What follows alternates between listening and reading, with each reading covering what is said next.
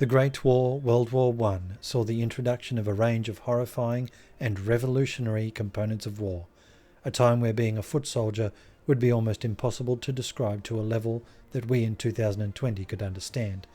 Think mass barrage artillery, poisonous gas, trench warfare, machine guns scything through your mates, and that new and wonderful thing that we call aircraft.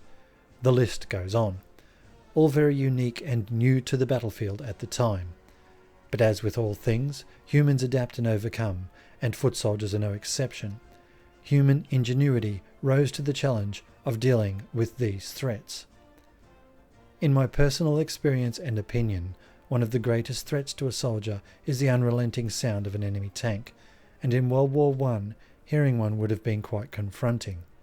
The Allies were the first to use tanks, and the Germans soon began to develop ways to try and counter them.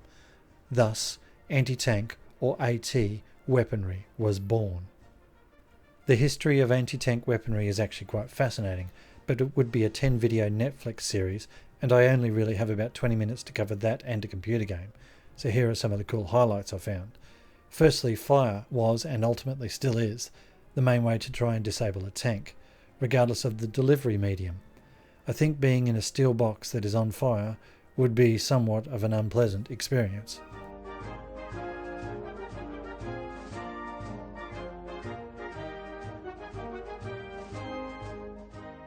AT gun development stagnated between the wars, but increases in armour and protection in World War II for tanks resulted in rapid redevelopment to improve armour penetration. Shaped charges were an accidental discovery. Pre-1942, anti-tank rifles were all the rage. This became less common through 1942 and almost redundant as of 1943, as armour on tanks increased to a level beyond the penetration capability of these rifles. But they were still pretty nasty against light armour and vehicles, probably heads too. The Soviets loved the damn things. The German Panzerschreck was developed from American M1 bazookas captured in 1943. A pilot named Major Charles Bazooka Charlie Carpenter mounted a battery of M9 bazookas on his L4 Grasshopper aircraft, that one there, to attack enemy armour, and was eventually credited with 6 enemy tank kills, including 2 Tigers, via this means.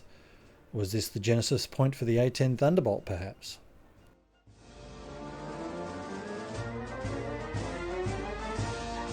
Firing a Panzerschreck was actually hazardous for your health. Firstly, it generated so much smoke that the enemy could see where you are immediately, and also it was a health hazard when firing inside a building.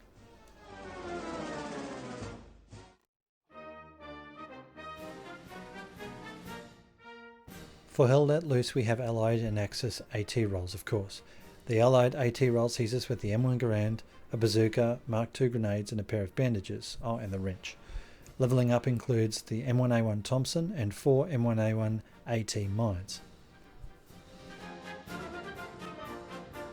The Axis roll sees us with the Carabiner 98K, a Panzerschreck, M43 Stahlhandgranaten, a wrench and a pair of bandages, and the upgrade sees an MP40 and 3 telemines.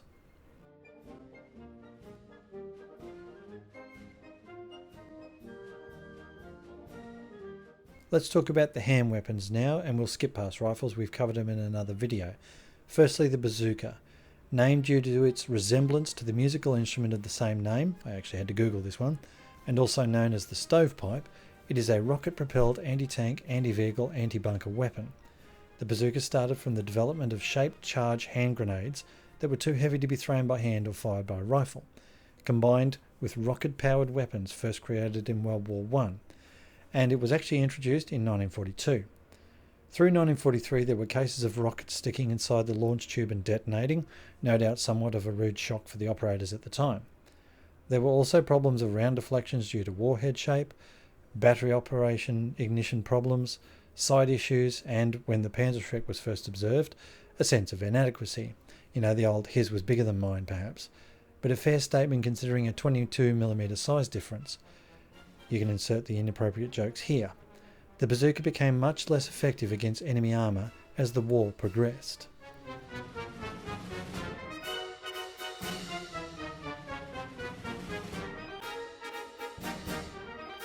Now the Panzerschreck. The name means tank fright, tank's fright, or tank's bane. Regardless, it's an 88mm round that was pretty damn nasty. Based on US bazookas as mentioned, it was apparently lightweight, 11 kilograms empty with a blast shield fitted. As an ex-soldier, I can tell you that 11 kilos of extra weight gets a bit old after a while. Unlike the bazooka rounds, the Panzerschreck round would burn for 2 meters or so after exiting the tube, so initially users had to wear heavy gloves, a protective poncho and a gas mask. Not at all inconvenient in battle. Eventually a blast shield was designed for protection. There was also the smoke issue when firing. Think of a car with a blown head gasket. It was a great weapon though, and the Allies tried to modify their vehicles to counter the threat. Sandbags, spare track units, logs and so on. The functionality of this protection was dubious, as you need an air gap to protect against penetrating weapons like this one.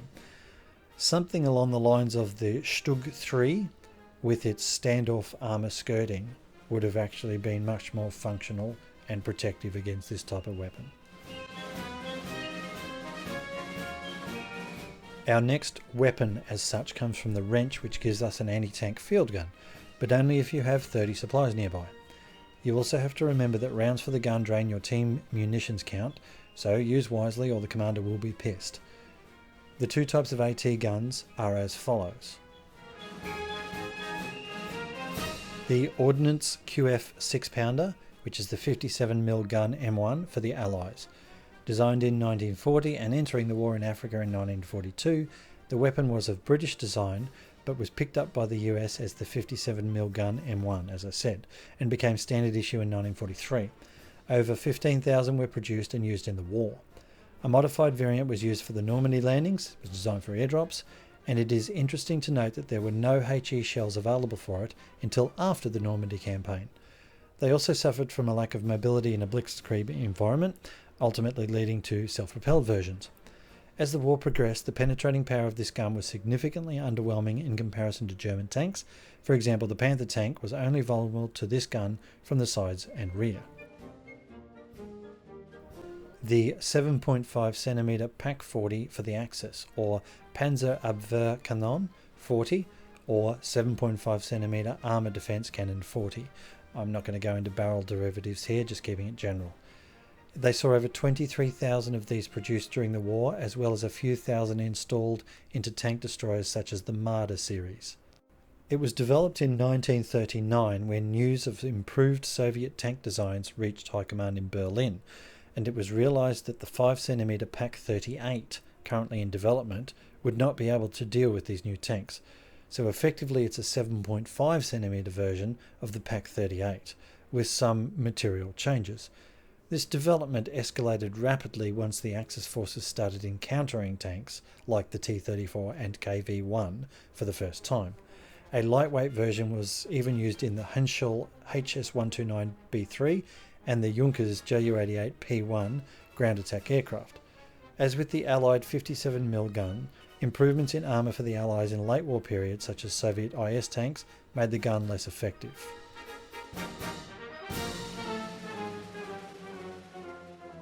It's time to take a look at the how of fighting as an anti-tanker. Let's start with what we think it'll look like.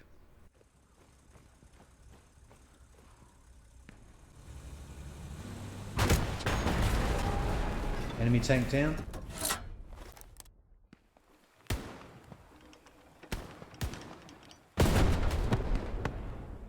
Point, same point. Fire again, fire again.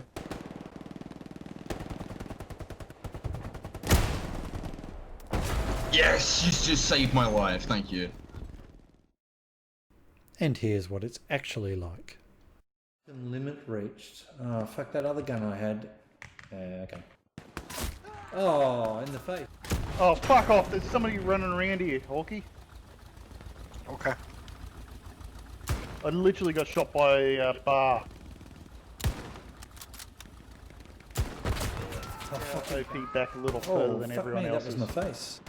Okay, they're in the trenches on the right. Whilst there are players who are really good at moving around the map, stalking tanks and so on, they probably aren't watching this video anyway. My guide is aimed at the rest of humanity who fall into the I get shot a lot category.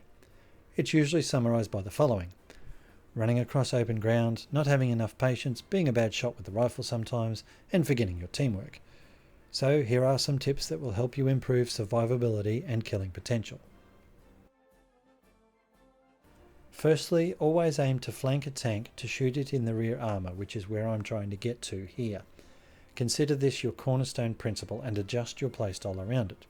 You may as well lick the tank to death if you're trying to attack from the front, and attacking from the sides works, but you probably won't kill it without an ammo reload.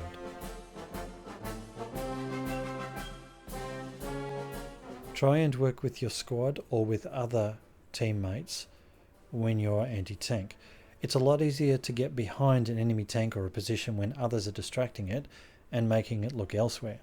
Some of my best tank kills are a result of great squad play and a cohesive effort to kill the tank or the bunker that I'm assaulting. And in line with squad play considerations, work with someone who has a semi-automatic weapon and smoke grenades like the assault class, and use their smoke and firepower to protect you on the way to flanking a tank. On the flip side, support your anti-tank players if you're in other infantry roles, and try to keep them alive to get rid of what is a pretty big threat.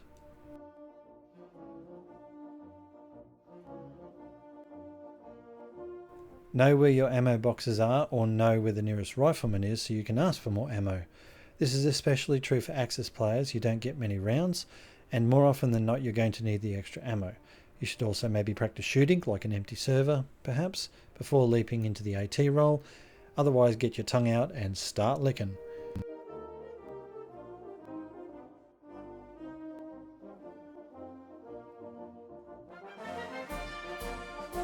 Be patient. Impatience will just get you spotted and killed. Everyone, including the tank crew, are most likely looking for people like you who are trying to flank the tank or the position. If spotted, you can expect that that tank or whoever it is that's there is going to shoot the hell out of you until your body is sailing through the air in different directions. Don't try and force an attack line if you've been spotted. Back off and reconsider your plan. Remember, his gun is generally bigger than yours. The random lobbing of rockets at buildings and other spots is going to look pretty, but it'll probably do jack shit, and it'll tell everyone that you're there. Bunkers were designed in part to make taking them out difficult, so if you're going to take a punt at a bunker or building window, make sure you have good aim and are close enough for it to work. On top of that, you probably want your squad or team ready to move on the position or bunker or building after you take it out, or the enemy will just reoccupy it, so make sure you coordinate your assault with your team.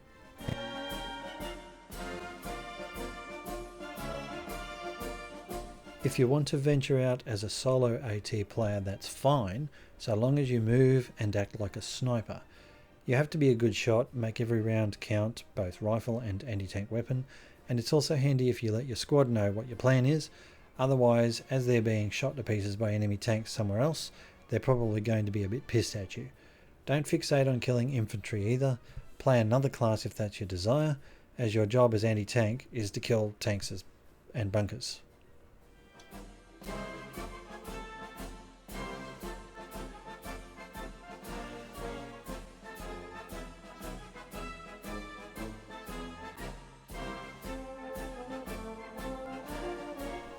Time to bring out the big guns now, the static PaK-40 and M1. Seriously, did the Americans just name everything M1 and go from there? Anyway, I personally find these guns quite challenging. I'm not talking about shooting them, the sighting system is pretty easy to master. It's more about setting them up in the right spot and surviving once you start shooting. So here are some points for consideration. When setting up an AT gun, pick a spot that you plan on defending for a while, like here. It needs to have really good visibility over a large distance. It's no good having terrain 100 meters or so in front of you that provides cover to the enemy, as they're just going to be able to creep up behind that terrain and shoot you too easily. Ideally, you want a good 200 meters or more of open terrain, but try for as much as possible. It's going to help you deal with tanks a lot better also.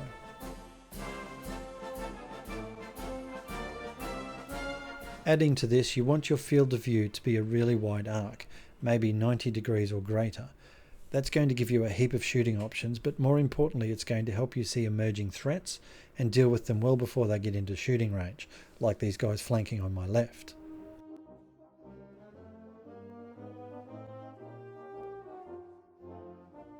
So it's all well and good having a great view range and arc and all that, but the risk is then setting up in an exposed location. If you Google the Monty Python How Not to Be Seen video, you'll understand that setting up an AT gun will make you feel a bit like Mr. Nesbitt of Harlow, Newtown, the moment you shoot. He's the guy behind the single bush in the middle of an empty field. Try to set up in an area that gives you concealment, maybe on the flanks, to increase your chance of success, or cover if you can get some. This can be hard on maps like Foy. You only get one AT gun to set up. I only learnt this recently on the Foy map, where I had set up a good gun position on the left side of the map, but then I redeployed to the right side to support a defensive line, and I didn't have an AT gun to set up, and I couldn't deploy back to my old one because there were no garrisons near it. Make your setup deliberate and plan to stay with it for a while. Probably the most important point that I can make here is, because you generally will be using this weapon in a defensive role, make sure that you have infantry support to protect your flanks. I don't mean looking around to see a few infantry nearby and figuring, yeah, I'm good. I mean discussing it with your squad or those teammates and making sure someone's actually protecting your flanks. Using this weapon is a force multiplier, but it's a bit of a glass cannon when it comes to surviving incoming fire. You're going to need assistance.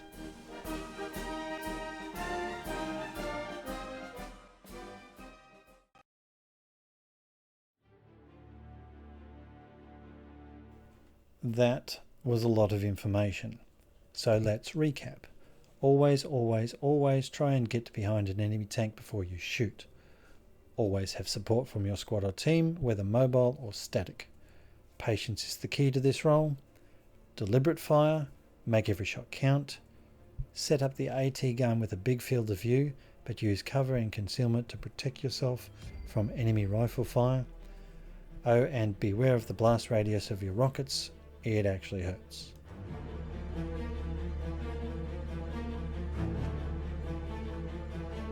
Time for some combat footage.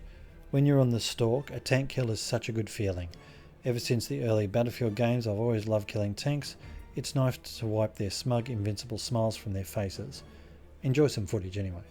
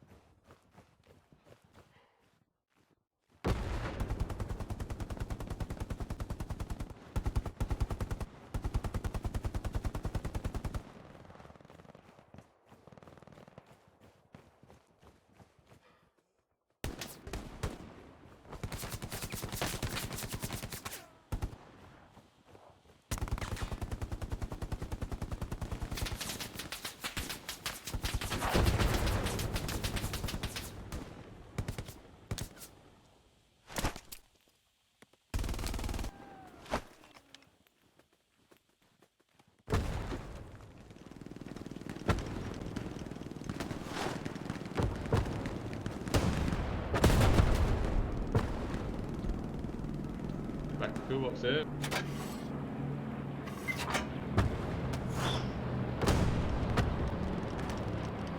Coffee, bear back.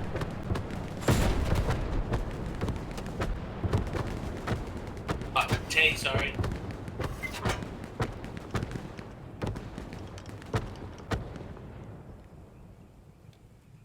Really?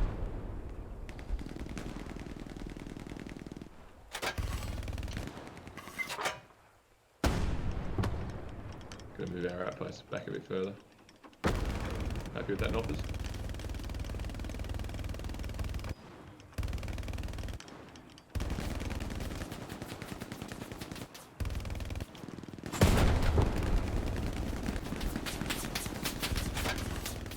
Hopefully gonna stop. Fire again, same point, same point. Fire again, fire again.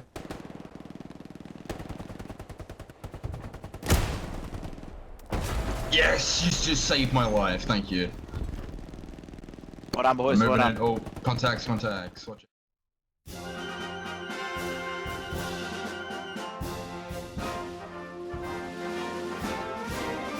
March along, sing a song with the army of the free.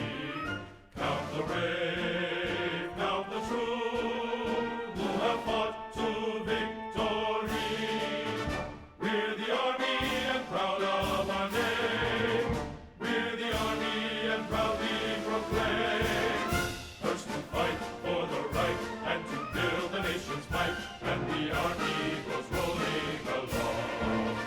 Proud of all we have done, fighting till the battle's won. And the army goes rolling along. And it's high, high, hey, the army's on its way. Count off and cage is loud and strong.